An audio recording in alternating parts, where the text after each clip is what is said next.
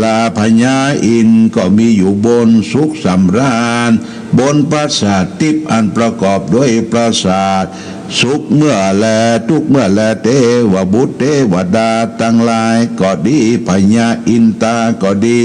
พญาพรหมก็ดีเจ้าทั้งหลายก็บ่หอนขี้เหี้ยวและมีเหมือนกับมนุษย์สาโลกเมืองคนเขานี้ก็มีแลเตอหัตถพรานป่าสัมถามไปนาว่าปันเตข้าแด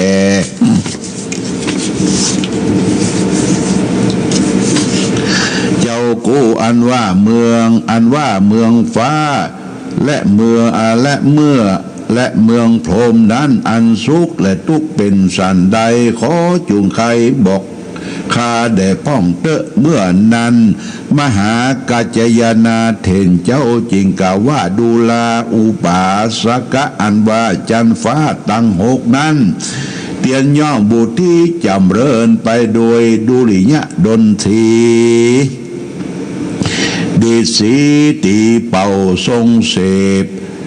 โดยมโหรสพเล่นม่วนตามอันเป็นเครื่องติดจุคืนจุวันเทวบุตรเทวดาอินพรหมและเสียงยอมเสวยโภชนะอาหารอันเป็นติดจุอันพญาอินตาธิราชเป็นใหญ่แก่เทวบุตรเทวดาทั้งหลายอาพาโทหาเปียทิโลกาทั้งหลายคือว่าบ่เจ็บหรือว่าเจ็บหัวปวดท้องเหน็ดเหนื่อยเมื่อยคลายเป็นอันหาบ่ใดมาและเทวบุตรเทวดาอินตาพรหมทั้งหลายตอนเตียนย่อมมีอายุยืนมากนักอันจักเสียงเสียงบุญและอายุมีบ่ลำบากโดยสันใดอุปมายอมเหมือนกับควันไฟแล้วก็เอามาเทพอนั่นแหละจันฟ้ามีหกจันนั้นก็เป็นตามตัวอันสุขย่ำยิงบ่มีสถานแห่งเมืองใดในโลกนี้เตียงเพียบใดพรานหัตถกาได้ยินพระมหาเถรเจ้ากล่าวอันว่าจันฟ้าตั้งหกอันนี้แล้วก็คือพุทธาแถมไปนาว่าพันเตคาแด่เจ้ากูอันว่าบนจันฟ้าและจุมพูทวีปอันใดจักพระเสริฐเหลือกอันใดจ้ามหาเถรเจ้าก็ว่าดูราพรานจมปูทวีปนี้บอกเป็นอันประเสริฐยิ่งกว่าจันฟ้าและจันพรหมตั้งมวลขีญาอันปุกละยิ่งใจตั้งหลายจักได้ไปอยู่จันฟ้าได้เกิดเป็นอินตาพรหมและเทวบุตรเทวดาตั้งหลายได้อยู่บนจันฟ้าก็เมื่อได้กระทำบุญตามรักษาศีลเมตตาภาวนาฟังธรรมในเมืองคนนี้จุคนแล้วจึงได้ไปเกิดจันฟ้าและไปบนอันแลเหตุดังอันเมืองสวรรค์จันฟ้าจริงประเสริฐกว่ามนุษย์โลกเมืองคนเราและอุปาสกะเฮยดังสุดว่าสุขพลโตหัตถกะพรานป่าได้ยินพระมหาเถรแก้ปัญหาแห่งตนแล้วก็กล่าวว่าสาธุดีลีแล้วว่าอันซ้ำถามปัญหาไปนาว่าพันเตอันมหาเถรเจ้ากูนิพพานังอันว่าเมืองนิพพานเจ้านั่นมันอยู่ที่ใดจ้ามีบนและจุมปูอันจ้าเมื่อนั้นพระมหาเถรเจ้าก็กล่าวได้ดูลาอุปาสกะอันว่านิพพานเจ้านั้นอยู่บนจันฟ้าจักรวาลปุณและปุกละตั้งหลายฝูงอันอยู่ในเมือง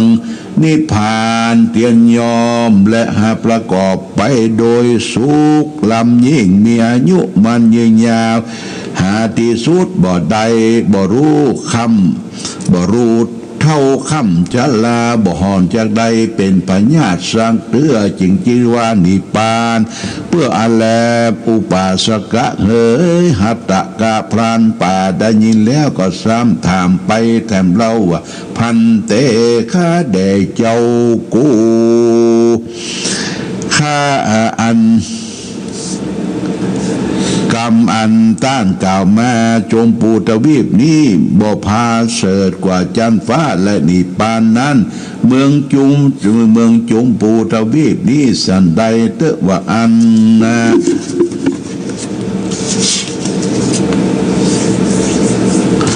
บ่ม่วนสุขเหมือนดังจันฟ้าอันจ้าคนต่างหลายในเมืองจมปูตีบนี้เตียนยอมเกิดเป็นเกิดตายเตียนย้อนเจ็บไข้มีพญาติมากนักมีอายุบ่ยืนยาวดังเมืองจันฟ้าและนิพพานนั้นจะตถาในกาละนั้นพระมหาเต็นเจ้าจริงกล่าวว่าอุปาสกะอุปาสิกาอุปาสกาเฮยอุปมาดังพิจะเขากาถั่วงาตั้งหลายอันนำนามากกว่าและมาปลูกบนดินจริงจักไปเกิดเป็นต้นเป็นกอแล้วก็จักมีเม็ดและหน่วยแล้วคนทั้งหลายก็มากินมาบริโภคมันเฉพาะแต่เขาและแบกเลยหน่วยไม้ดังนิ้วสิ่งเดียวได้บอกเจ้าว่าจักกินบนดินแต่ตันเฮยส่วนว่าหัตถกาพรานป่ามันจริงซ้ำถามไปนาแถมเราว่าพันเตข้าแด่เจ้ากูมันเป็นดังกรรมอันเจ้ากูว่าอันผู้ฆ่าก็ใครไปเกิดในเมืองฟ้าและเมืองนิพพานแต่แลผู้ฆ่ากะทำดังหรือว่าจักได้ไปเถิกอันจาเทโลมหาเทนเจ้าตนมีความกรุณาแก่สัตว์โลกทั้งหลายก็กล่าวว่าดูลาอุปาสกะการต้านยังใครไปเกิดในเมืองฟ้าและนิพพานดังอันต้านจงมีท่านจงปั๊มเป้งฮือตานรักษาศีลเมตตาภาวนาฮือตานไปใจท่านก็จักใดไปตั้งแต่ไปเกิดไปหลังด้านจาฮือได้รักษาอินทรีย์ตั้งหกคือรักษาตัวหูจมูกลิ้นกายใจดังอันได้เตอก็จักใดไปรอดไปถึงความค้านิ่งไฟอ้างแห่งตันบ่อยาจะแลเมื่อนั้นหัตถกาพรานได้ยินแล้วดังกรรมตนแก้วมาเทศนาจริงกว่าสาธุดีลีว่าเดอว่าอันแล้วก็ถามไปนาแถมว่าพันเตข้าแด่เจ้ากูมีอันใดเป็นเก้าแห่งศีลนั้นมันใดอันใดเป็นเก้าและมหาเถรเจ้าจริงก็ว่าขันติคือความอดใจกันใจไว้อันนั้นแหละเป็นแก้วแห่งศีลสัจจะคือว่ามีใจเตี่ยงมันบ่บิดเบี่ยงไปงาตั้งใจดีแล้วเรียกว่าสัจจะอันว่ามีสัจจะมันเตี่ยงมีความอดแล้วก็เป็นยอดแห่งศีลและนาพุทธันโตอังหะมันก็ซ้ำถามไปนาว่าพันเตข้าแด่เจ้ากูอันว่าเก้าเงาแห่งธรรมนั้นได้แก่อันใดจ้ามหาเถรเจ้าก็จริงกล่าวแกว่าอันว่าเก้าเงาแห่งธรรมนั้นจักหาได้จะก็หากได้ความกลัวแต่บาปตั้งมวลขีญาอันสะดุ้งตกใจกลัวแต่บาปมีใจสะอาดยอมบกตามบาปตั้งมวลได้ชื่อว่าเป็นเก้าเงาแห่งความดีตั้งมวลและอุบาสุกะเอ๋ยเมื่อนั้นพรานป่า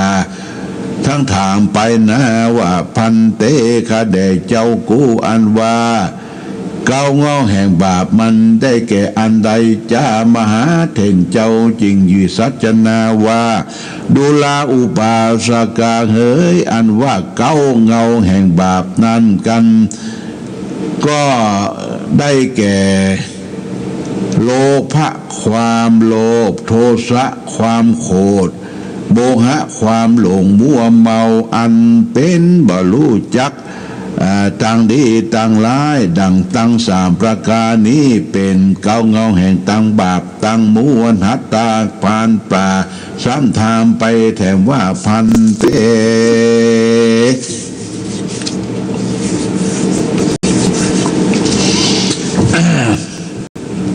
ข้าแด่เจ้ากูส่วนว่าก็ส่วนว่าเก้าแห่งบุญนั้นอันเป็นสันใดจะมหาเถรเจ้าจริงกะว่าดูลาอุปาสกะอันว่าเก้าแห่งบุญนั้นเป็นอโลโภบ่มีใจอันใครโลภใครใดโกโทคือบ่มีโกทะเคียงเกียรติอโมโหบ่มีใจมืดมัวดำหลงอยู่ในบาปตั้งมวลสามประการดังกล่าวมานี้เป็นเก้าแห่งบุญยามนั้นพรานป่าก็มีความสังกาจิงไว้สาถามพันเตเล่าว่าพันเตข้าแด่เจ้ากูโยปุกะโลอันว่าปุกะละกะทำผิดเป็นบาปอันน้อยก็ดีอันนักก็ดีก็จังมีโตเสมอกันจะลือมหาเถรเจ้ากล่าวว่าดูราหัตถกาพรานอันว่าบาปนั้นก็มีหลายจำพวกหากได้กระทำแล้วเป็นโทษไปตกนรกหากจะได้ไปจากโบนก็บ่ได้นั้นก็ได้อุปมาและผู้ใดได้ด่าปอตีแม่ม้างสังฆะและตกเสียจากกันแล้วเสียตกแตกม้างเสียจากกันแล้วและได้กะหาได้ม้างพระพุทธรูปเจ้าเป็นต้นฝูงอันกล่าวมานี้เป็นบาปอันมากนักหาที่สุดบ่ได้แม้นว่าถึงแม้นตกนรกมาแล้วก็จักบ่ได้พ้นสัตว์เตื้อเมื่ออันแลหัตตาการปลาการได้ยินและพระธรรมเทศนาอันพระมหาเถรเจ้าจิว่ากัจจยนะเถรมาเทศนาโปนที่ต้นเก้าไม้นีโครได้ลวดได้ถึงโสดาวันดันได้ถึงได้ฟังธรรมจากคำสอนแห่งพระมหาเถรเจ้าและก็ลวดคอสารณคมตั้งสามโดยสัจจะสมาทานเอายังศีลห้าแล้วก็ตั้งแต่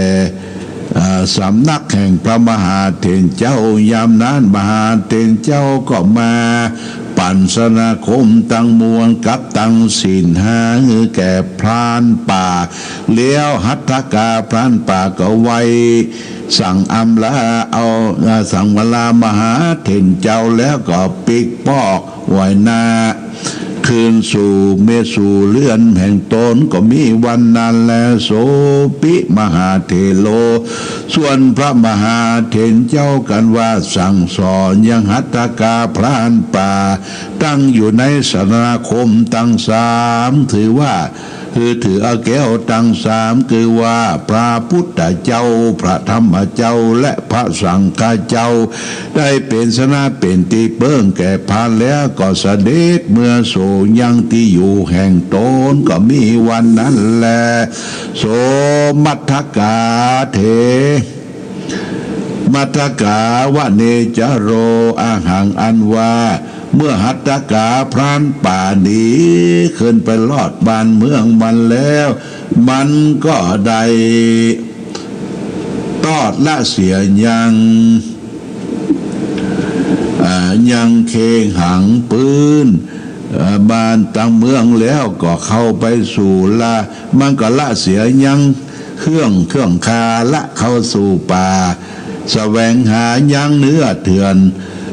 กายกว้างฟ้านตั้งมวลซ้ำปอซองละเสียเลือเตียนยอมตั้งอยู่ในศีลห้าและก็บ่ล่าคาสัตว์บ่เป็นบ่ลักของตาลบ่เล่นจู้สู่ผัวเมียตาลบ่จุลายกำสนกำสอแก่ผู้ใดบ่โจเสียดบ่ฮือเสียดสัจจะบ่เสพสุรายาเมาเต้าตั้งตนอยู่ในปกติกายแห่งตนก็เอาแต่ตวนเตียวไปมาในวัฏสงสารตราบถึงทวน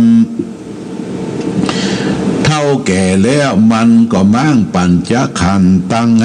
ก็ลวดอารามตนเมื่อสู่จุติเกิดในท้องลาเลิศในท้องฟ้าเลิศตุสีดาได้เสวยสุขยมเจนมีอายุได้10,000 ปีติดภาโกจิวาหัตถกา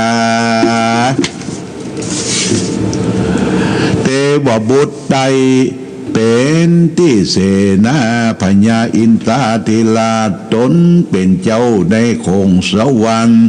โดยบุญสมปานแห่งตนอันใดกตาที่การมาแต่ก่อนก็มีวันนั้นแลขีญาอันกล่าวแก้ไขธรรมเทศนาดวงจิว่าพรานสังกาผูกปลายก็บังโกมสมเร็จเสด็จญาติโยมท่านสาธุชนได้ฟังธรรมพรานสังกายบลงไปละเนอที่มันสะดุดเป็นกรรมนิ่มใจอย่างเฮาเตะไปมันเป็นเจ้อไปเป็นเจ้อตานี่มันค่อยหม่อนไปแปลกนะ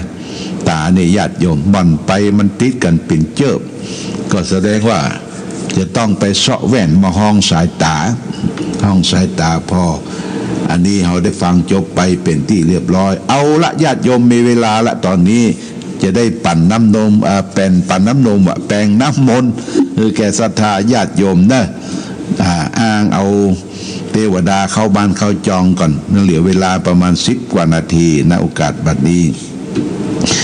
สักเกกาเมจาโลเปคิลิสิกลตาเตจันตริเกวิมาเนทิเปลเตจักาเมตลวนาคาเนเฮหวัตุมิเกเตภุมาจยันตุเทวาชลทลวิสามียักขะคันทปนากาติตันตาสันติเกยังมุนิลวัจนังสาทโบเมสุนันตุธรรมสวนาการโรอายัมพัตันตาธรรมสวนาการโรอายัมพัตันตาธรรมสวนาการโรอายัมพัตันตานะโมตัสสะภะคะวะโตอะระหะโตสัมมาสัมพุทธัสสะนะโมตัสสะภะคะวะโตอะระหะโตสัมมาสัมพุทธัสสะนะโมตัสสะ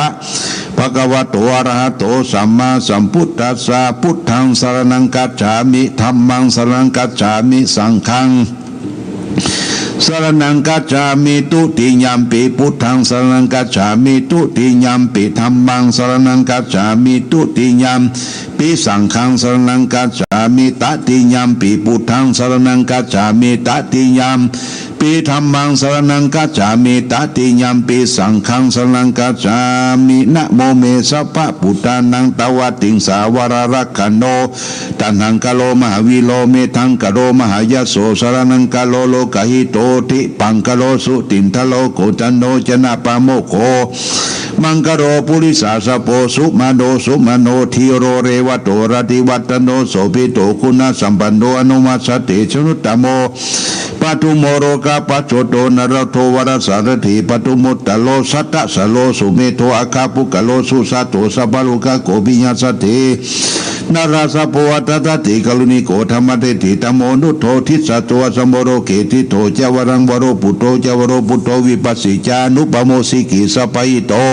สัทธาเวสโพสุขทายโกกะโกสันโตสัตวะโหโกนะกัมมโนลัญญัญจะโหกัสสโพสิริสัมปันโนโคตโมสักยาปุงกโว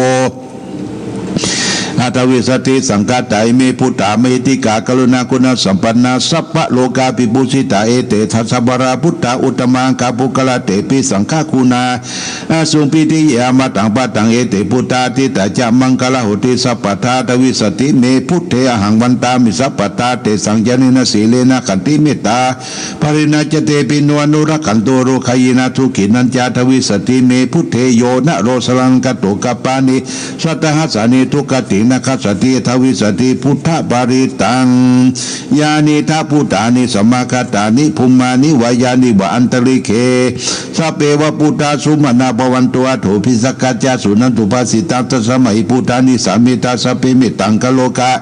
มนุสียาปัจจายทิวาจารโตจารันติปริงตัสมัยเนลกตาปมาตาดังกิจีวิตัยเทวะหุลังวสักกิสุวายังรัตนังปณิตังนรสมาติตตากเตนะอิทัมปีพุทเทรัตนังปณิตังเอเตนะสัจจินะสุนเดขีนังขันยังเวลากังปณิตังตะเลจักกาสกยมุนิสมัยโตนะธรรมเมนะสมาธิกิจิอิทัมปีธรรมเมรัตนังปณิตังเอเตนะสัจจินะสุวันเทยังพุทธเสโตปริวันเนยสุจิสมาธิมันตาลิกันยังสมาธินาเตนะสมุนวิชัยติอิทัมปีธรรมเมรัตนาปณิตังเอเตนะสัจจินะสุวันเทเยปุกราทัสตังปัสสตาจัตตลิเอคณิโยคณิหุนติเตทักขินายุคัสสาวกายเสจุตินิมหาปณิอิรัมปิสังเครัตนังปณิตังเอเตนะสัจจินะสุวันเทเยสุปยุตตามนัสสะทหินานิกามิโนโคตมะสัสสมิติปฏิปตาอามาตังวิตาลามันในบุตรีนิบุตรีบุตรมัยธรรมปิสังเครัตนังปณิตังเอเตนะสัจจินะสุวัติโตขีนังภูลานังนาวานาติสัมภวังวิรตติยาติเกภวะสเมติขีนาพิชาวิลุนิฉันทานิพันติเลยะถายัมปฏิโปอิธรรมปิสังเครัตนังปณิตังเอเตนะสัจจินะสุวัติหุนตุอาทิอุณจาวิจโยธรรมโรเกอนุตตโรสัพพสัตตาอิทิวติบริวเจรจักกันเตอมนุสกินยาปยเกปิเกนะเสวิเทพุเตกสัมมมรณะมุตโตตาปิตัวกรรมจริตังเจเลตเสวาอนุภาเวนะอุนโตเตบสุกิตตาลิกิตังทีติตังพุทธังทลนะวจานังกุลุงบริตังเตสนะทุโตตัสสะยุวัตติยันตุนิมิตังวมังลังจามนาโปสากุณาสัสสะโตปะปะกะโหทุสุปินังกตังพุทธานุภาเวนะวินาสเมนตุยันตุนิมิตังอวมังลังจามนาโปสากุณาสัสสะโตปะปะกะโหทุสุปินังกตังสังฆานุภาเวนะวินาสเมนตุเปสัจจังเทวมนุสนังกโรกังติติตังละสังบิลังวันจีวะสัพพะยติวินาสันตุเอกทวิติจตุปัญจสัตตตินันตถายวัตุกวินาสันตุชีวิตนันตตันตุเตชีวิตนันตตันสัจจายุวันนาสุขังพลังชีวิตนังอุภาเวนะอุตุเทวสุขีสัตตชีวิตนันจะโยทัตตาอุสัตตังอุตมังวรังละอิลังทุกขังเนสิติเพสัจจังธนมุตตมัตตสมะกลยากลยังนิจยังสัมปริยังปุญญานิปะละโลกสมีปฏิตาโหติปณินาอิมินิทิวิมินิจาตินาตุมะกังกิงภวิสัตติติกายุกัสสตาอุตุสุกิตาอุตุสัพพตาโยโสสกัจจังศิลวัติตุตติตุนานาตนังวัตโตชิติชีวิตนังมหาพลังเอวัตมิติกายสายตติตังปุญญาสัมปตาตัสสมาทีลาปัสสังสติปันติตากตาปุญญาติอาทิอุณจาวิจัยโยนิทิโตภวันตุสัพพมังคลังลักขันตุสัพพเทวตาสัพพพุทธานุภาเวนัสตาสุติภวันตุเตภวันตุสัพพมังคลังลักขันตุสัพพเทวตาสัพพธรรมานุภาเวนัสตาสุติภวันตุเตภวันตุสัพพมังคลังลักขันตุสัพพเทวตาสัพพสังฆานุภาเวนัสตาสุติภวันตุเตสุโขพุทธานังอุปโตสุขาสัทธรรมเตสนาสุขาสังฆัสสะมัคคีสมัคคนันตาบุสุโขคติโยเสโตสเนตัสมิโคตาปฏิชัยโนวิสาจารณสัมปันโนโสเจโตเทวมนุเสเทวตาปฏิอาทิโตลติมาจติมาสนะโตคติโยตาปฏิสยิตาปฏิพระมโนอัตสภะโหรตังพุทโตตาปฏิเตสัทธาอโรขัญญาปรมาราภาสันตุติปรมังทานังวิสาสาปรมายาตินิพพานังปรมังสุขังจบแบบพิสดารย่อญาติโยมท่านสาธุชนวันนี้รายการธรรมปริศสองทางก็ขออำนวยอวยใจให้ญาติโยมศรัทธาสาธุชนทุกท่านจงได้มีความสุขความเจริญความรุ่งเรืองสมดังบาลีว่าอายุวันนะสุขภระเหมือนกันทุกรูปทุกท่านทุกคนโดยเถิด